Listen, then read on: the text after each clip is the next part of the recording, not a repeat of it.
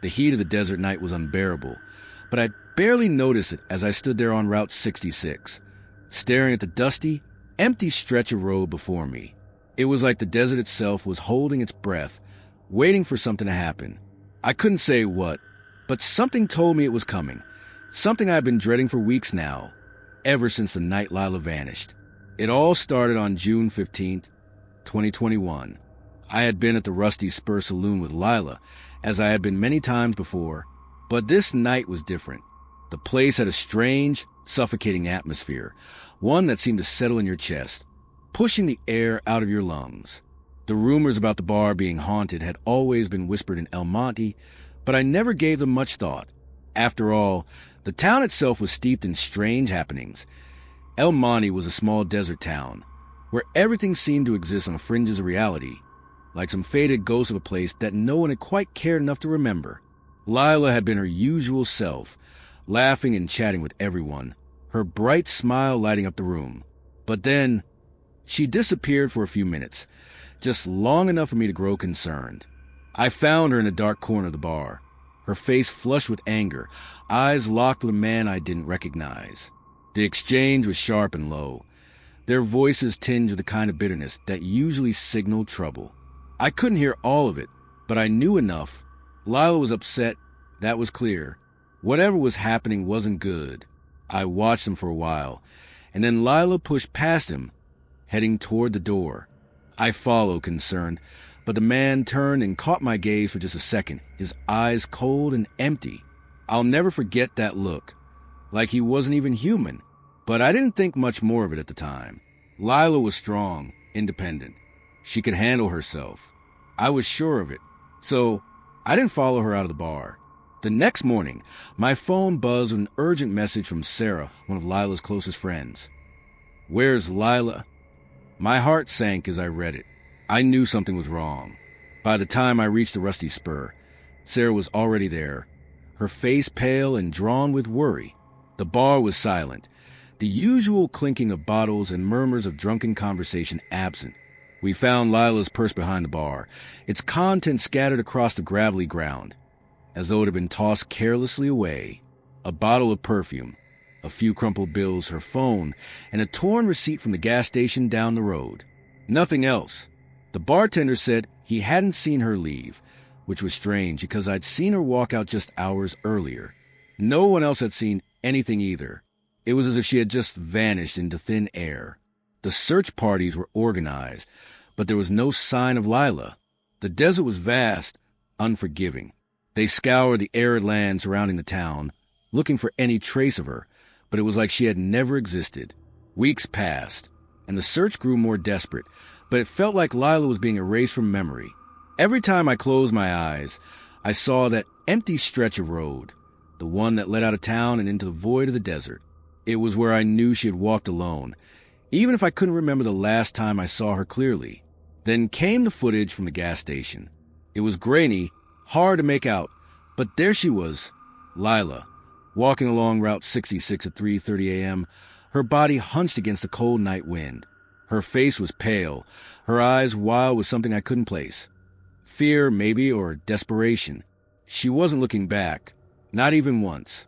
It was almost like she was running from something unseen, but all I could do was watch her fade into the distance. My heart ached as I stared at the screen, but there was nothing else to see. The search grew colder as days turned into weeks, until hikers stumbled upon a pair of bloody shoes out near the old crossroads just outside of town. I don't know how to explain the chill that ran through me when I heard the news. I knew those shoes, Lila's. They were unmistakable, those old, worn leather boots she always wore. The kind of shoes that had seen 1,000 miles of desert and had always carried her with a kind of quiet strength. Beside the shoes, there was a note, folded neatly but ominously. It read, "The sands take what they please." What the hell did that mean? People started whispering again, as they always did in small towns like this. Some said the bartender had something to do with it, though no one could ever explain why or how. Others spoke of an old local legend, a dark tale that had been passed down through generations. It was about a drifter, a man who wandered the desert looking for lost souls, taking them when they strayed too far off the path. Some said he was just a story, a warning to keep travelers from wandering into the unforgiving desert at night. Others weren't so sure. And the more I thought about it, the more it seemed like maybe there was something to the legend. Maybe Lila had been one of those lost souls. I kept hearing that phrase, "The sands take what they please," echoing in my mind over and over as I walked along Route 66, retracing her steps in a futile search for answers. My feet dragged through the dust, the heat of the desert clinging to me like an invisible weight. I could almost feel it closing in the oppressive silence, the way the air seemed to thicken the farther I walked, the way the land stretched on endlessly in every direction. At night, when the town slept, I'd lie awake in my bed, staring at the ceiling, thinking of Lila, wondering what had happened to her. I still couldn't shake the feeling that I had missed something crucial. But what? It was then that I began to see things. Just little things, barely noticeable at first. A flash of movement out of the corner of my eye, the sound of footsteps behind me when no one was there.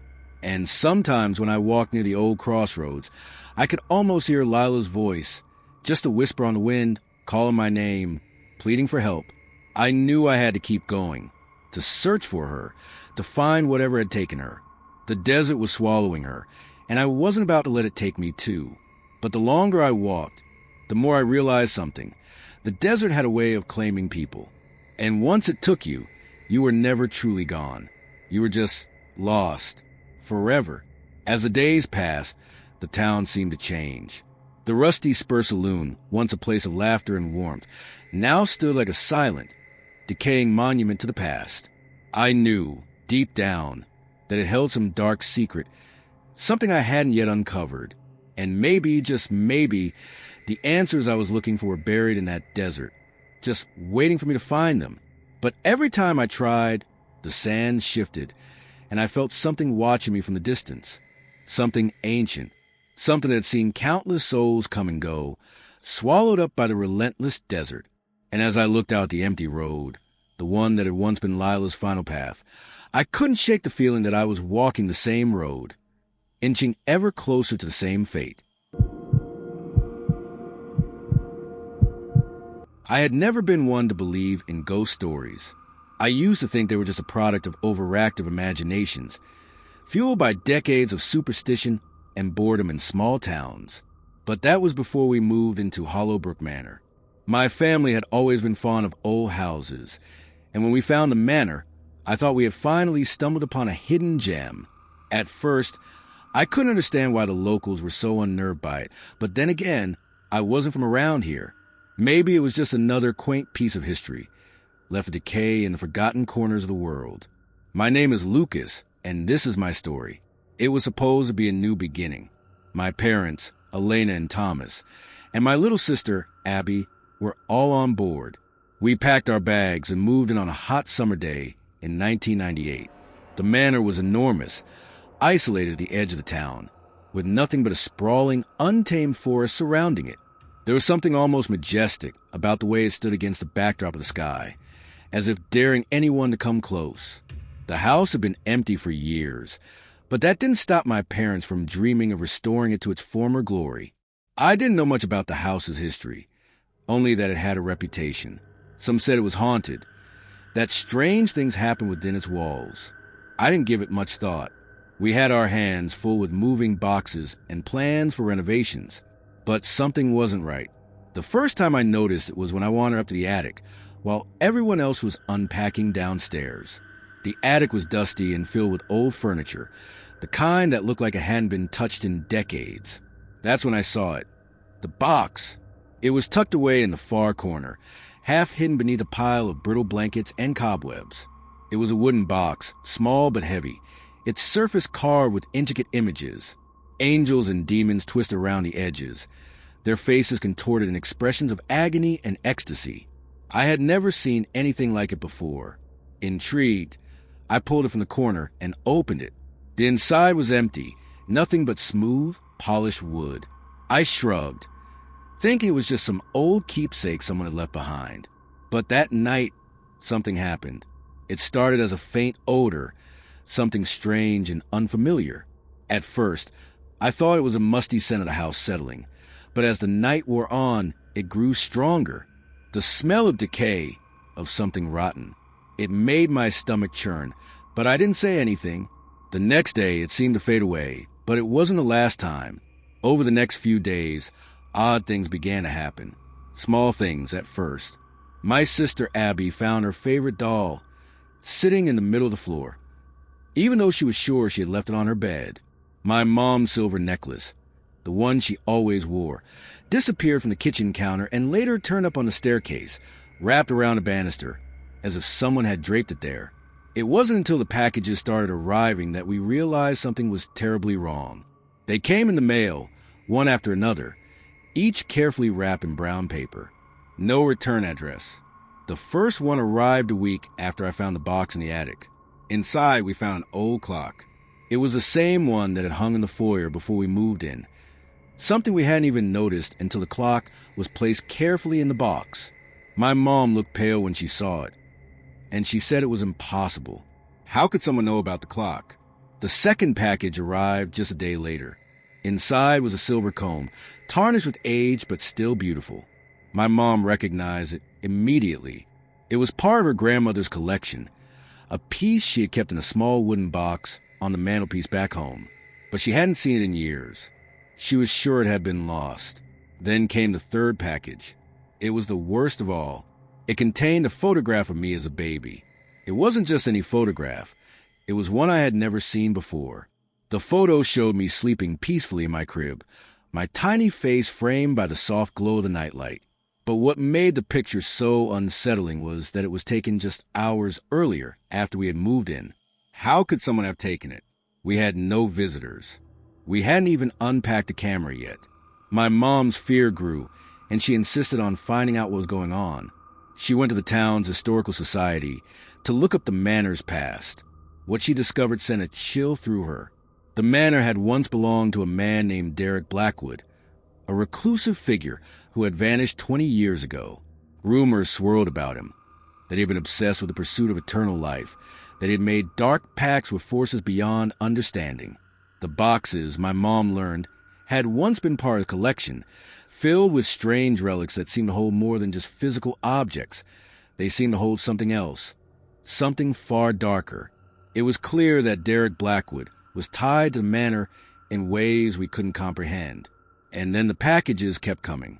Each one seemed to bring something more personal, more disturbing. A child's drawing of the house. One I'd never seen before, but it looked like it had been sketched by my own hand. A piece of my favorite jacket, torn and stained with something I couldn't identify. It was as if the boxes were trying to pull something from the very depths of our lives, showing us things we couldn't explain, things we never wanted to see. One night, as we lay in bed, we were jolted awake by a horrible, shrieking sound that came from the attic. It was a low, guttural wail, like a creature in pain. My parents rushed to check on Abby, who had woken up crying in fear. But I knew what was happening. I had to see for myself. I crept upstairs, heart racing, and there he was, Lucas. I stood frozen in the doorway, watching as my little brother stood in front of the box, its strange carvings glowing faintly in the dark. His eyes, they were black, completely black, like the pits of a void. His voice wasn't his own anymore. "You're next," he whispered, his voice cold, hollow, unrecognizable. The wind howled through the house, even though all the windows were shut tight. My heart stopped in my chest as I took a step forward, trying to reach him, but it was too late. He turned to me, and in that instant, I realized he wasn't Lucas anymore. The box had taken him. It had claimed him. The next morning, we tried to destroy the box. My mom, in a fit of desperation, struck it with a hammer, but nothing happened. The box didn't break. It didn't even flinch. It stood there unchanged, as though mocking us. We tried to leave the house, but we couldn't. It was as if something was keeping us there, holding us in its grip. Our bodies froze in terror, our minds locked in place, unable to escape. The last thing I remember is the sound of footsteps behind me. Heavy, slow steps, as though someone or something was walking toward me from the darkness. My body locked up. My mouth dried out. My vision blurred. And then everything went black. Weeks later, The town found us. The Hollowbrook family was gone, but the manor remained. Silent, cold, abandoned once more. The mystery of what happened to us has never been solved. Some say the spirit of Derek Blackwood still lingers in that house, waiting for his next victim. Others claim that the boxes, those strange, cursed boxes, still send out their messages. And if you listen closely, you can hear them calling for you